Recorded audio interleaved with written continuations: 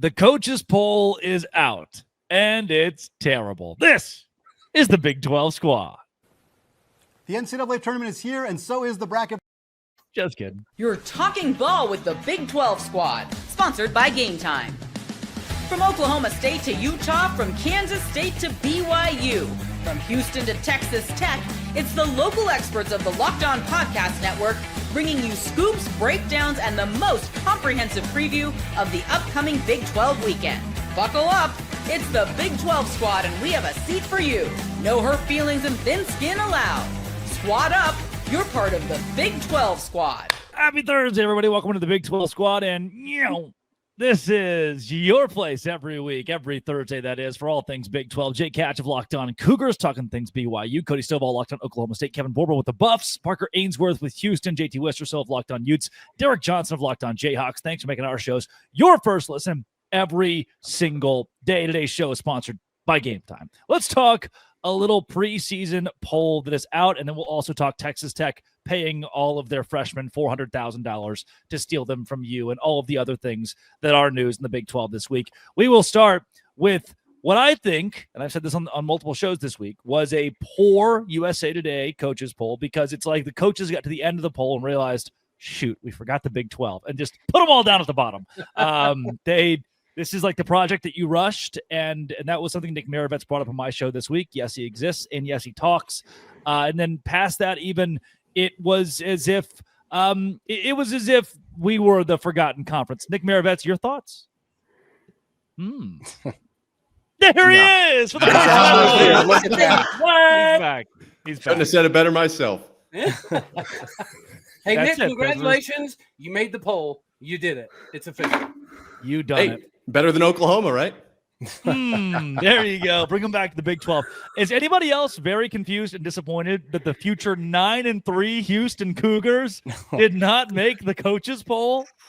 Well, the one Cougars are in that are supposed to be in. No, they are not supposed to be in. I think that's one of the craziest parts is that BYU's on there with the worst quarterback situation of any top 25 team that's on that list. Where's another one, Jake? Point it out to me on that Tennessee, list. Ole Miss, No. Alabama.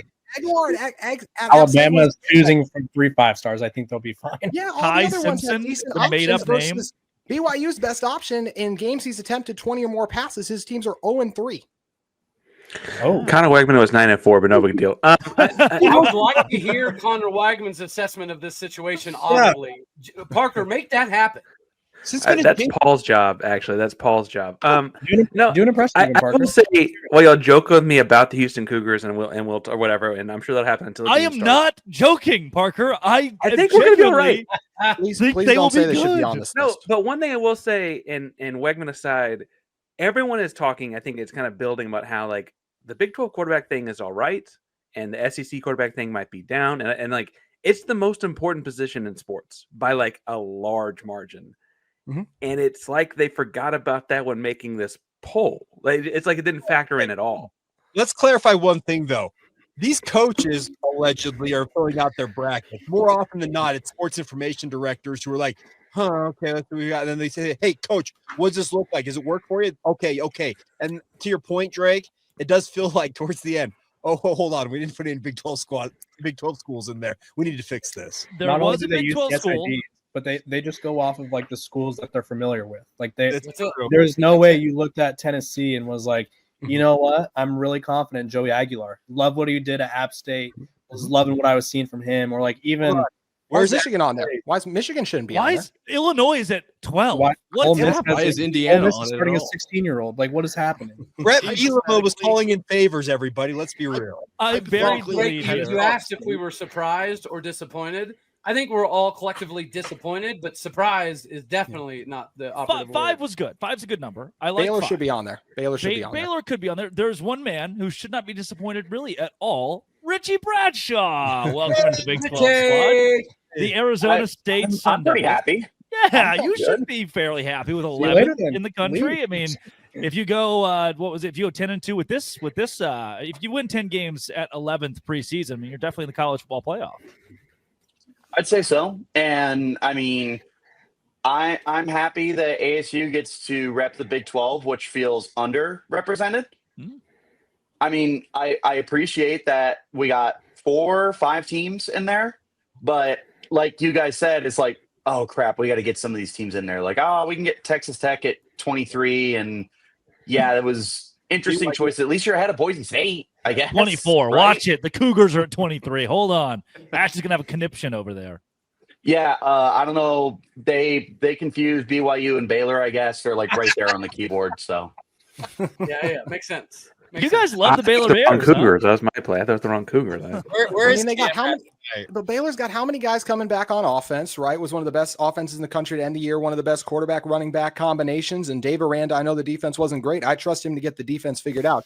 I trust that more than, while yes, Boise State returned some things that I like, they lost their heart and soul in Ashton Genty. And unlike ASU, did not replace him with a proven commodity who had 1,000 yards rushing last season. So to me, Baylor's a glaring omission, and you get a couple of these teams that are on here, and it is surprising. And as I mentioned, BYU is one of those to me because of what they lost at the quarterback position. If obviously in Colorado, jaded Utah host over here is upset that his rival's on the list and he's not.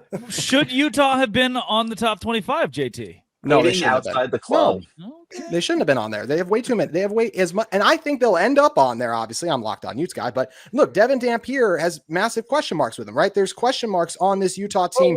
Clearly, What question marks about Devin Dampier? I'm hearing he's a Heisman Trophy candidate. Yeah, I think Joel, he's gonna be very Joel good. Klatt, Joel Oh, no, Klatt I told me think- he's the best quarterback in college football. Can he throw it to his team JT, more than he throws where- it to the other team? Where would That Utah? That was an issue last year. what was it, Cody? JT, where would Utah be on the Big Ten preseason list?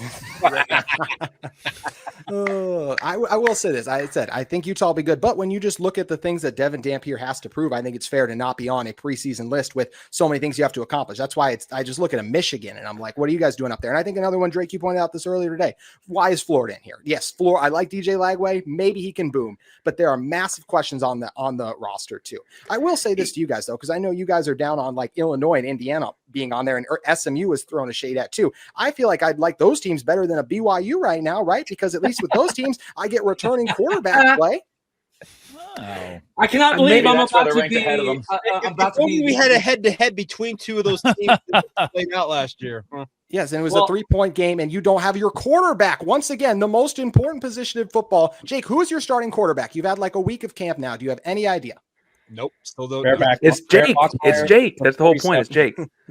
But Jake, don't they? Other than the quarterback, which is obviously a massively important position, but outside of that position, doesn't BYU return like 85% of its production outside of the quarterback play? So if you have a game manager that doesn't turn the ball over, I think it's fair to expect BYU to have a 9-10 win season, which would put them in the top 25. Remember the name LJ Martin, boys. He looks absolutely night and day different this year than he did last year, even. I don't like that. But we don't play you, so go LJ Martin, baby. To Jake's credit, though, BYU is not the only team in the top 25 with question marks at big returning spots, right? Like that seems to be like everyone has these problems with college football and modern college football and guys changing teams and all this kind of stuff. But clearly, when coaches picked the top 25, they weren't giving any credence to returning guys at all. Like that's not across the board anywhere on this. Ole Miss's starting quarterback's name is Austin Simmons, which is Chat GPT. Write me white guy SEC quarterback name. And he plays baseball and he's a lefty, boys. That's a really fun I don't think game. he's white, Real Greg. SEC quarterback or not. Fun game would be real SEC quarterback or not with just random names. This is going to be a really fun third segment. Probably Ty also Simpson. mention Austin Simmons is not white. Wow. He's got a whole story. He graduated high school with like a 5-something GPA. Correct. And he's Yeah. like 17 or something. He's the whole thing, Drake. Come on now. Wow. I've never heard of Austin Eric, Simmons. he might The just only- stand really, really good. The only thing I will say that is fair is we rave about Tech having a top 5 portal class. Ole Miss had one too. So I feel like if we're going to elevate Tech because of that, it's only right to still have Ole Miss in the top 25 because they had bring in a lot of talent too. They have a returning quarterback. I feel like, honestly, there's just certain teams where, depending on what region you are, other coaches either pay attention to you or don't. Like, I feel like Colorado, I don't know if they should be in the top 25, but I feel like they could have been closer. They have a better roster than they did last year. I'll be honest. They had more stars last year, but they have a better roster. Was that a Heisman Trophy winner? Dude, the And a offensive quarterback line, whose jersey's retired? you could have picked any 5 of us to be the offensive line. It wouldn't have mattered. It would not have mattered. You have a 5-star left tackle. That's one of It's them. Luke There's 4 other guys, Kromenhoek, Richie. a real quarterback in the SEC. All right, coming up, let's talk about the quarterback battle because that seems to be like a prevalent topic at the Big 12 squad. Today's show is brought to you by FanDuel. And because we just cut out the thing that you didn't miss, I'm still giggling. FanDuel is exactly where I go to make my life as a Texas Rangers fan a little bit less bad because I can go in there and bet on Corey Seager to do something good or Adolis Garcia. And they do. It's just the pitching staff doesn't. And I love the player props with FanDuel, the options that they give me constantly, including every day. There are these special bets that FanDuel promotions will throw out there that I can be like, oh, yeah, put $10 on that and let's see if it wins. And it does. How often? Easy to use, fast to pay out as well. New to FanDuel, new customers can bet just $5, get $150 in bonus bets if your first bet wins. Open the FanDuel app today. Visit FanDuel.com to get started. Visit FanDuel.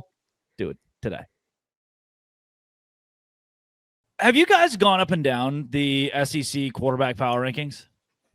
I've known the names. It's a list of fake names. The last 8 or so names don't exist. The Alabama quarterback being named Ty Simpson.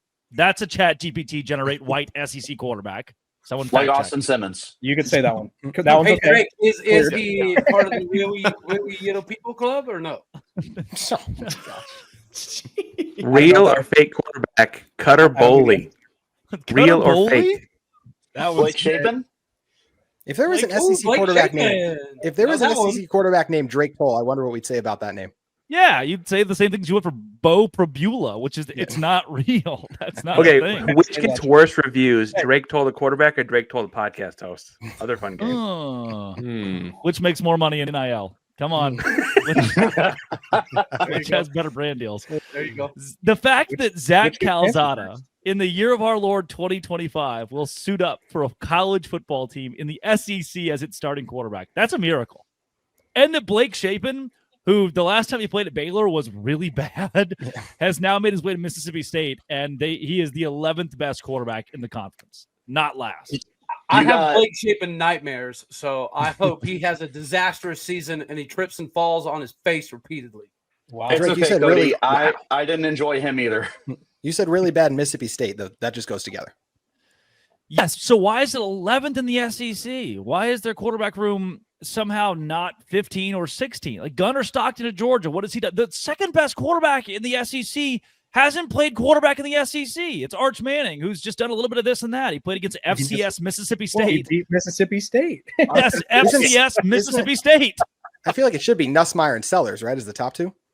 I don't even think Lenore Sellers is that good, man. I agree. I'm sick of the Diego Pavia slander. Fun personally. fact: Pavia goes Mississippi State. Yeah, I think I'm just sick of Diego Pavia. I'm sick of Diego Pavia too. In the sentence, they lost to Georgia College and State last year. Like that doesn't get talked about ever. Like they did lose if to them. Nobody loves Diego Pavia, then I am dead. More than Diego Pavia. True. Also, Zach Calzada is starting in the same conference where Mike Shula is an offensive coordinator this year. I had no idea. Big 12 legend Jackson Arnold. Yeah. The Auburn defense had to take it easy on him to boost his confidence. That's what you want to hear about your quarterback. Zach Blackerby just edited that entire. Hey, y'all give Houston a lot of problems. Houston gave Jackson Arnold a lot of problems last year. Actually, when y'all should have won that game. Oh my god, should have won that game. Anyway, the biggest win of week 2 for us, actually. And Parker, I'm a little concerned though because a lot of those pieces from that defense are gone, aren't they? We're talking about 9-3 Houston. That's one of the things I have concerns. And the D coordinator leaving. Defense that absolutely shut down Utah. Okay, yeah. Yes, their backup quarterback. Yes. we could have shut down Utah. They couldn't complete a forward pass. Actually, our game was we scored a little more in our game, Kevin. And Drake, you know precisely why Mississippi State's 11th with Blake Shapen. It's the Big 12 effect, right? They're not going to admit it, but secretly they understand that this is the quarterback league in the country. Will Howard? Anyone heard the name? Yeah. Hey. National champion. Alan Bowman, huh? Richie, your Sun Devils cannot lose to Mississippi State because that's a terrible look for the conference. The best team from last year losing to the worst SEC team would be disastrous PR. That's true. Yeah, that would be bad. Same thing with Baylor. I'm not looking forward to that trip either because that just smells like a trap game. You've never been to Starkville, obviously. It also smells like Starkville, Mississippi. Yes. When's the last time Green, real or fake quarterback? Talon Green. Talon Green. Oh, Talon's that's pretty real. good. It's Arkansas, right? Talon Green's a legend. Yeah, Hasn't he been playing college for 10 years? He's thrown into a receiver that's like 30. plays baseball or something.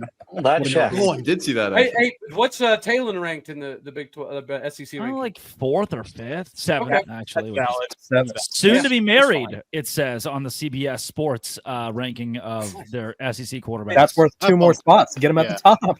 So what we have here is drum roll. Garrett Nussmeier, I'll give it to you. Good. He's good at football. I'll give it that one you can have. Arch Manning has never been a full-time starter in the SEC. Lenora Sellers, I don't really know who that is. John Mateer, never played an SEC game. DJ Lagway, never been a full-time starter in the SEC. Diego Pavia loves himself, plays for Vanderbilt. Talon Green went 3-9 last year. Austin Simmons, But getting married. really good. Austin Simmons is great. I apologize to him. Ty Simpson. They spawned Ty Simpson yesterday. Gunnar Stockton hasn't done anything. Blake Shapen has 2 broken legs. Jackson Arnold was good 6 years ago. Marcel Reed. I bet half of you could tell me who Marcel Reed plays for. Bo Prabula. He's fake. Is that A&M? Yeah. Well, that was I was going to ask, why is A&M so high up on this list? Because He can't throw. I think Spencer McLaughlin got a vote. I think they just rank off familiarity sometimes. Cody, honestly. Cody, it's because Marcel Reed's a running back playing quarterback for Texas A&M because all they're going to do is run the football. well, I mean, I do like Mike Elko, but I don't see anything A&M's done that equals they're a top 25 team. When you got a running back named Le'Veon, I feel good about your chances. The one thing that's interesting about this too is it's like, do they not look at the schedules and some of these teams are just going to beat up on each other like in the SEC? Like Florida's end of the season stretch. Like I don't know how they finished in the top 25 too. Like, that's where it's just because they're Florida, more, man. That's your answer.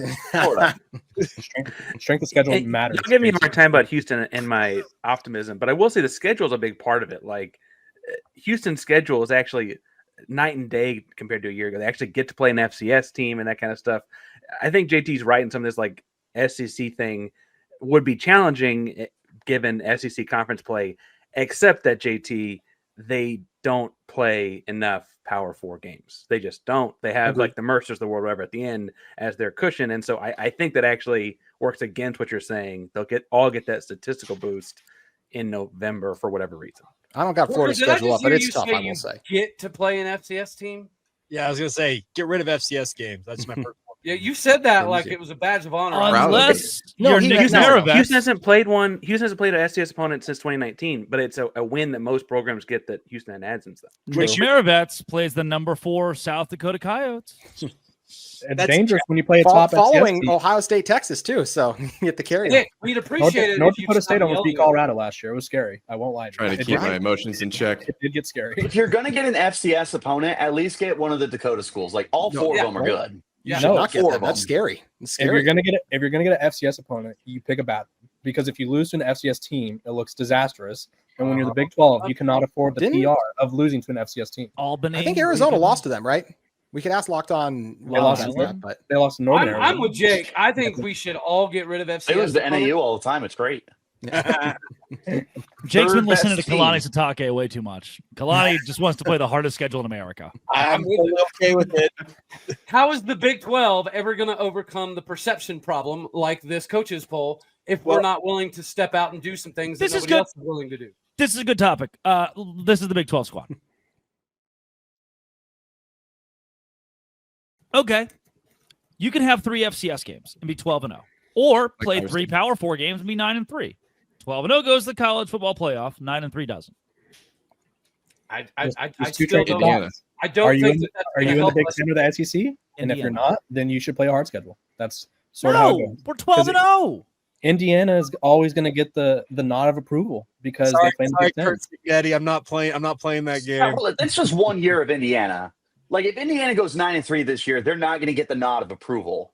They got it last year because they won 11 games, and you can't Well, they keep an lost only 11 one win game, team yeah. out. What if they go 10-2 Right. with both of their losses being against the only 2 good Big 10 teams they play? Well, where did they place? Because if Illinois is number 4 ahead of them, then I'm still putting Illinois ahead of them.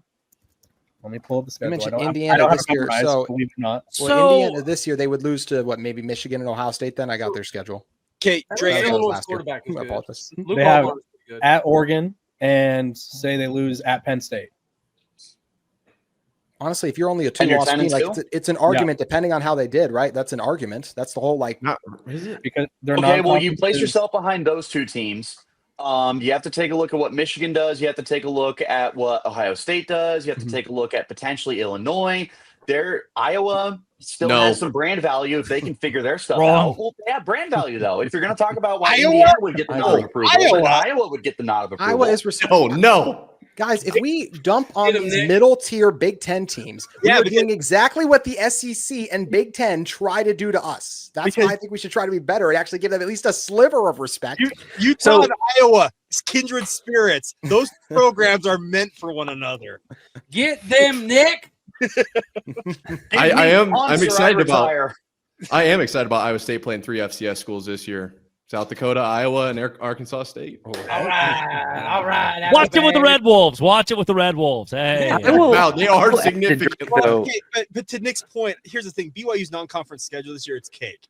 Portland State, Stanford, and East Carolina. If BYU struggles against any of those three, people are going to be up in arms in Provo. When they lose to Stanford, it's going to be sad. It's going to be sad. East Carolina, it typically has the decent polls.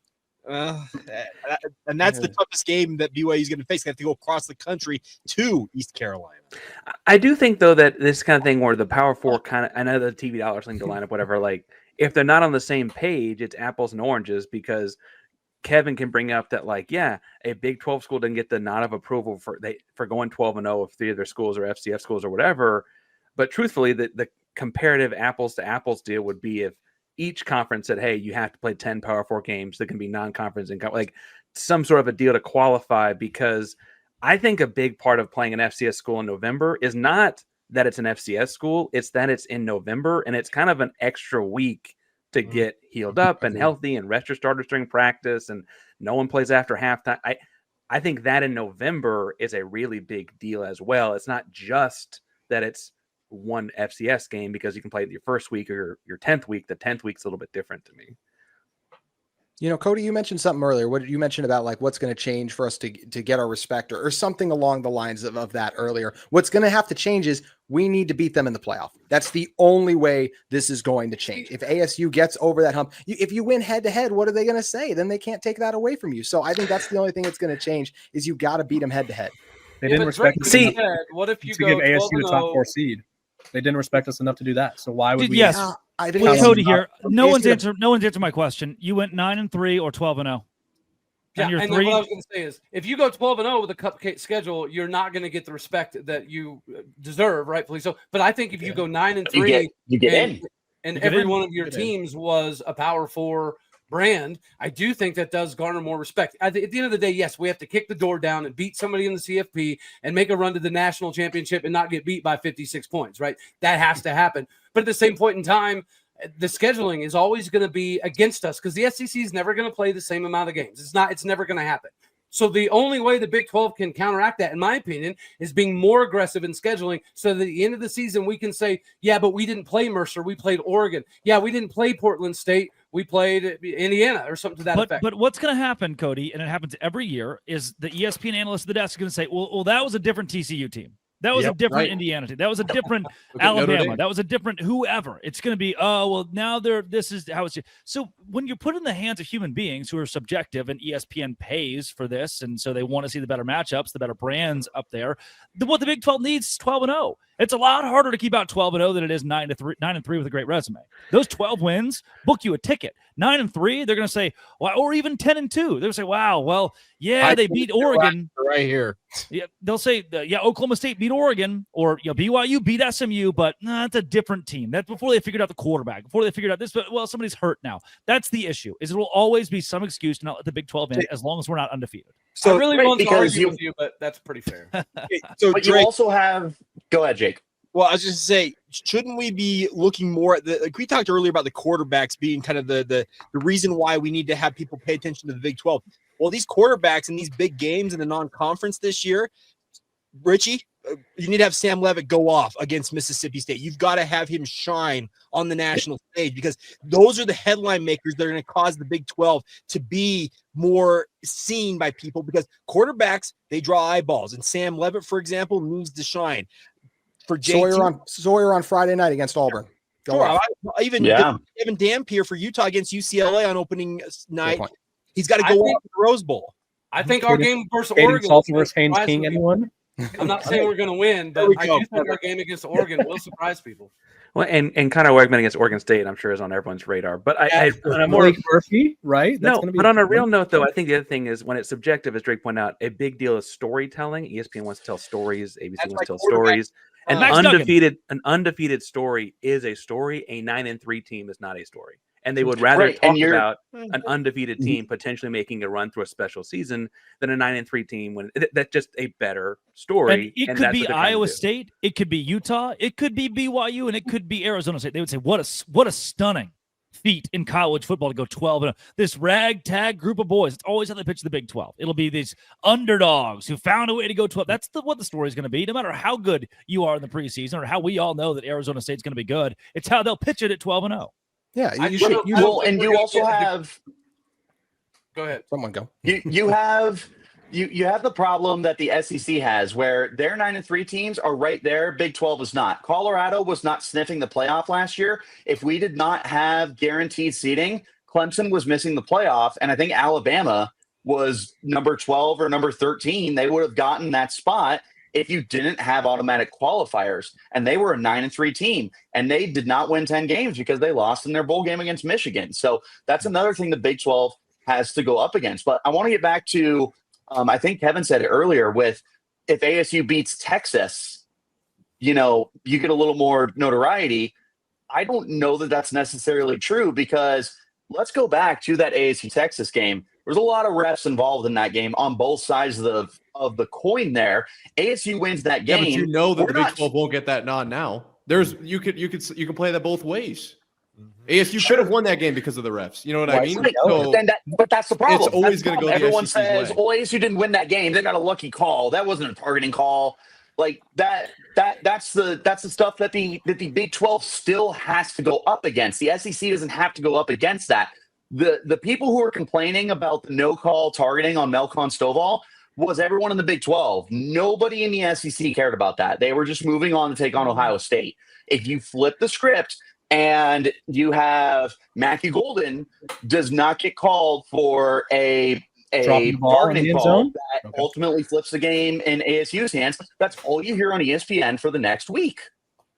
Former Houston Cougar Matthew Golden. The SEC is a brand, and the SEC has impenetrable PR, and the Big 12 does not. And the Big 12 needs to. I also think that's what we're fighting against. Really overhyping. If Arizona State wins that game last year, it's the one-off this year.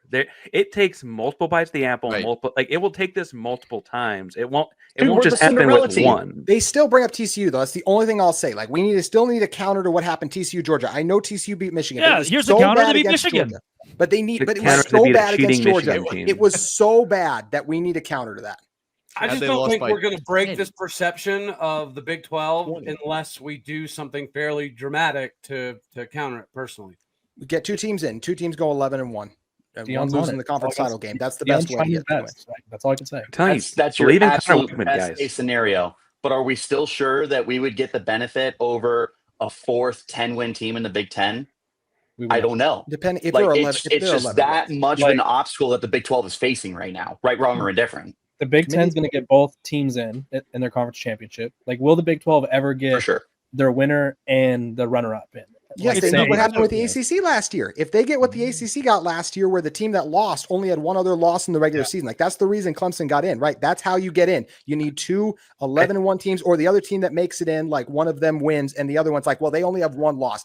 I will still say this, just a reminder. I know ESPN committee, all that. They did the right thing by putting SMU in last year. I still have hope they would do the right thing and put a Big 12 team in. Jake, they did do the right thing, man. Jake, we didn't want to see Alabama. They just got slaughtered by Jackson Arnold. Yeah, but it's not binary. It's not SMU or Alabama. There were that's exactly what Jake's saying, is that there were other I'm with Jake here. It's not binary. It's not this was fun, Cougar. And we yelled at each other, and we still all love each other at the end of the day. And I like that. I like a little controversy. Are you sure? Yeah, I love most of you. This has been and always will be. Thanks for making us all your first listen every single day. The Dose Grande Squad.